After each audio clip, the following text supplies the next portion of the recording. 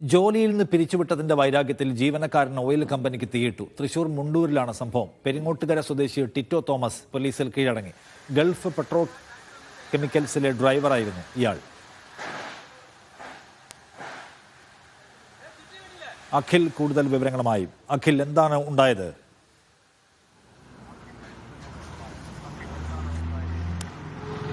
നിഷാദ്, ഇന്ന് പുലർച്ചെ 3 മണിയോടുകൂടിയാണ് ഈ സംഭവം ഉണ്ടാവുന്നത്.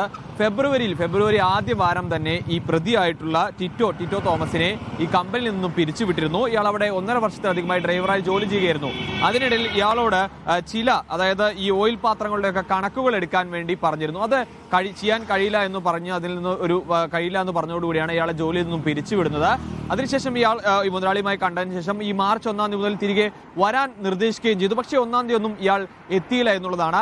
ഇന്നലെ രാത്രിയിൽ ഇയാൾ ഈ സെക്കൻഡ് ഷോ സിനിമയൊക്കെ കണ്ടതിന് ശേഷം സ്വന്തം വാഹനത്തിലാണ് ഈ മുണ്ടൂർ വിളക്കോടുള്ള ഈ ഓയിൽ കമ്പനിയിലേക്ക് എത്തുന്നത്. ഇതൊരു ഓയിൽ ബാരലുകളൊക്കെ പെട്രോൾ ഓയിലൊക്കെ ബാരലുകൾ സൂക്ഷിച്ചുള്ള ഒരു കമ്പനിയാണ്. അവിടേക്ക് എത്തിയ ശേഷം ഈ ബാരലുകൾ സ്ക്രൂ ഡ്രൈവർ കൊണ്ട് ബാരലുകളിൽ ഹോൾ നിറച്ചു.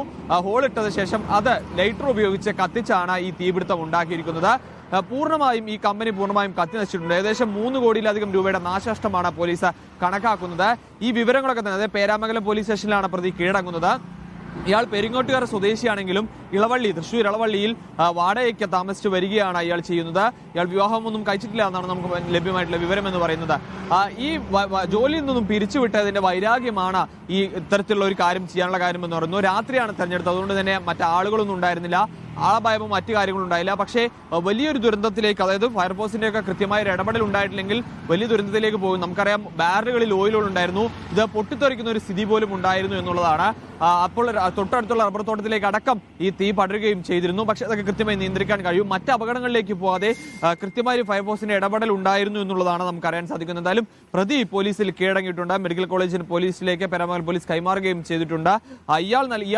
താൻ തന്നെയാണ് ചെയ്യുന്ന മൊഴി പോലീസിൽ നൽകുകയും ചെയ്തിട്ടുള്ളത്. നിഷാദ്, അഖിൽ വിവരങ്ങൾ നൽകി.